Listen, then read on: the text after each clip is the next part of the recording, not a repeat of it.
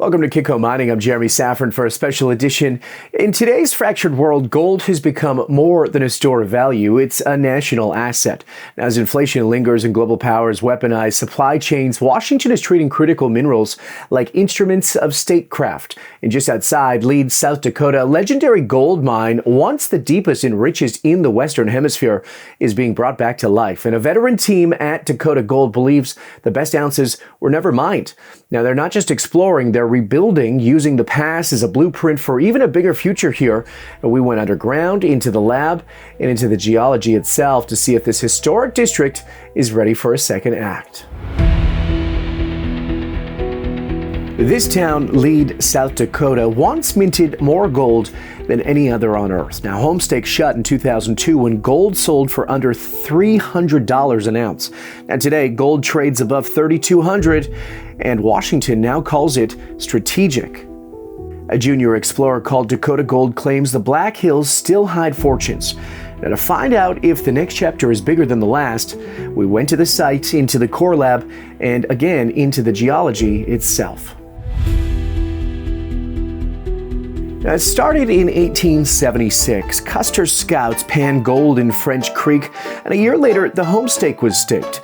Now, for the next 120 years, miners chased a banded iron formation 8,000 feet below the surface. And they carved out 300 miles of tunnels and poured 40 million ounces of gold, worth over $420 billion today. The Homestake Mine is the center of the Homestake District. It was discovered back in the 1870s and mined continuously for 120 years here in Leeds, South Dakota. Produced over 40 million ounces of gold. Dakota Gold's drill campaign is being led by a geologist who knows these hills from the inside out. James Berry worked underground at Homestake, then later at Coors Wharf Mine just down the road, and today he's back, overseeing exploration where the old systems left off. So there's extensive workings here, and over that 120-year period, we really learned about the geology and what the ages of the mineralization was and what was causing it. And so we have a good working model for our regional exploration.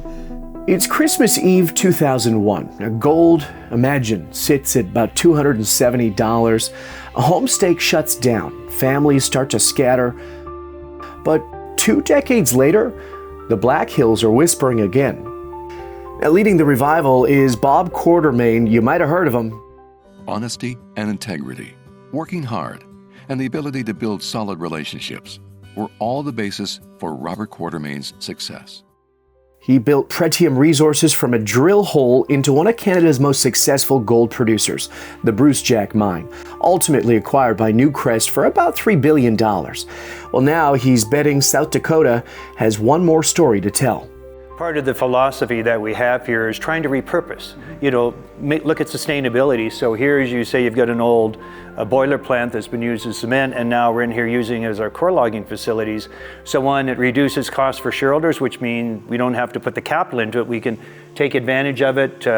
It belongs to Barrick, I guess, and so we've got a lease on it. So we've been able to take a facility and again maximize return back to our shareholders by using something existing here. Quartermain's name opens wallets. Dakota Gold raised $35 million in just 48 hours this March, bringing total cash on hand to just under $47 million, enough to carry Richmond Hill through feasibility. So we've got a major shareholder in Orion who, of course, you have familiarity with the work that I did at Brucejack and helped fund the Pretium mine at Brucejack. They're also a major supporter of ours, and we've got a $300 million potential funding line with them.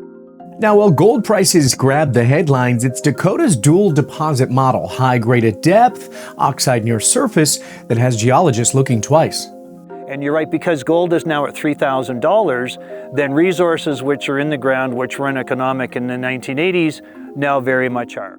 Now, Dakota Gold controls 48,000 acres. It's a land package Homestake once mined but never exhausted. And their flagship project, Richmond Hill, is targeting a blanket of near-surface oxide gold.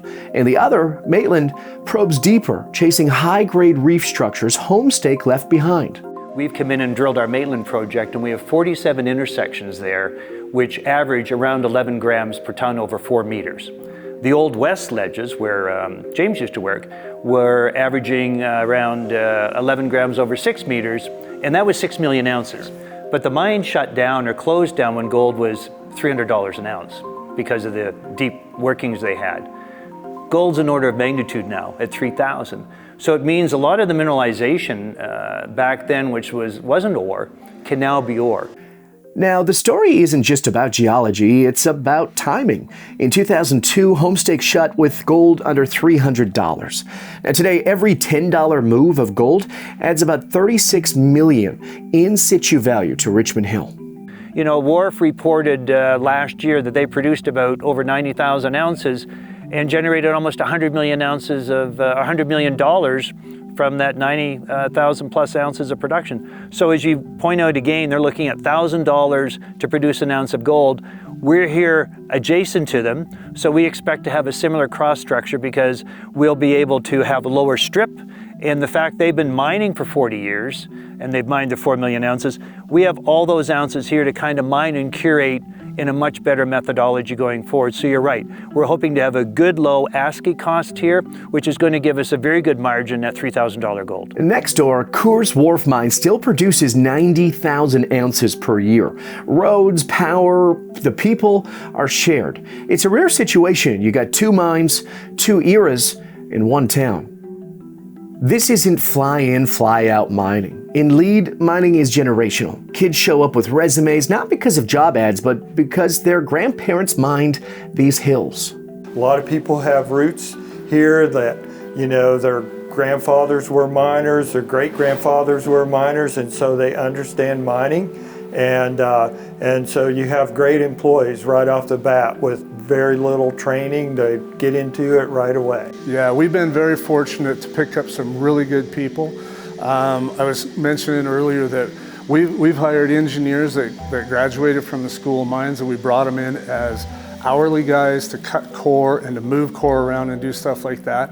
And now that we're getting closer to the actual mining phase, those guys have worked themselves into engineering positions, and so we just recently have been able to promote them to a salary position as engineers. So we're just fortunate, and they're local guys that went to high school, again at Lead, and then to School of Mines for their engineering degree. It's more than employment, it's also ownership. Safety and social licenses aren't slogans here, they're the price of admission.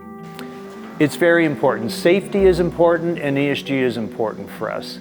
You know, we have a great safety record. We have 4 years now without a lost time incident here of any of our employees or any of our contractors. And then we also have our Vice President of local sustainability who manages our ESG program. You know, as James was commenting earlier, you know, all of our employees live here and work in the community, so we have to have the good social license around it. So our interaction with the community and being those good citizens is very important for us. Now, it's 2025, and this year the White House added gold to its critical minerals list, placing it alongside copper and lithium. About 10% of all gold mined annually now goes into electronics and defense applications. At this point in time, gold has been defined as a critical mineral because we use it in everyday life, right? It's used in our cell phones, you know, and in our computers. And so when you look at gold production last year, over 10% of it goes into electronics and things that we use every day. So it's critical in that regard. And so being part of it, because that's what people don't understand, that utilization we do daily. So it's been helpful for us. Now, with 3,000 acres of private land at Richmond Hill and a prescriptive local permitting process, Dakota Gold believes it can move fast. Process right now where we're finishing up an IA with cash flow, so that's an initial something with cash flow.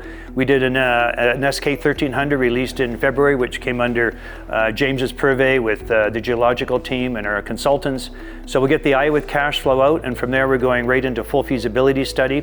Because of the fact that we're here in Lead, we have an existing mine only 2 miles away from us. We know what a lot of the costs are. The infrastructure exists here. You've got power, you've got individuals, and so those can help inform the study and give you the economic data around it. And then with it, because we're on private land, and that's important, we've got 3,000 acres of private land out at Richmond Hill that we can look to do development of the project and go through the permitting of it relatively quickly because we deal with Lawrence County, which is here, and also with the state. And there are very prescriptive processes that you go through. So we're looking to complete our eye with cash flow, do feasibility study through 26 into 27, start our permitting, and hopefully get our permits and start construction in 28 and be in production by 29. So 4 to 5 years from now, you're right, we'll be in production with one of the US's next major gold mines. It's exciting. And Quartermain knows the playbook. Since 2021, majors have spent over $11 billion buying U.S. ounces in Tier 1 jurisdictions. So if we look at M&A activity, you're right. I mean, earlier, just yesterday, you had Pan American taking over Mag Silver. So they're looking at producers, and we've seen that amalgamation going on with with Equinox and Calibre, right? So when you have a resource like we do, which is in a good jurisdiction, has a pipeline or a strategy to get it into production, then you're right, I think it starts to bring M&A activity and eyes onto Dakota Gold because we have this good quality, large asset here in the United States. Now, Bob knows everyone in the business, and when I asked him if the majors were circling Dakota Gold, we have certainly expressed interest there, but as you saw, we've got such a great team and we're enthused about drilling. We want to get our work done this year, get the drilling off, continue to evolve through our eye with cash flow, show the real economic potential that we have in this project. And then, you're right, if other individuals determine that they would like to have the privilege of mining this in the Homestake District, that's something we always have to look at. As silver's back above $35 and drawing fresh investor attention, Dakota Gold's resource includes silver too, and that's starting to matter. And so those solutions we use, we get to be able to reuse them and recycle them so it stays as a closed circuit. You just kind of take the gold and silver out, which is another great thing about this project. Not only do we have these 3.6 million ounces of gold, but we have 38 million ounces of silver as well. So we've got both of those great commodities right now in the project up at Richmond Hill. So what does that mean for Dakota Gold? A resource already in hand, a plan on paper, and time on their side. So the largest gold resource of a heap leachable oxide held by a junior company in the United States. Now, since we wrapped filming, Dakota Gold reported 1.94 grams per ton over 60 meters at Richmond Hill. Shallow, broad, and mostly oxide. And 2 rigs are now drilling 24,000 meters towards a feasibility study. Early signs point to scale.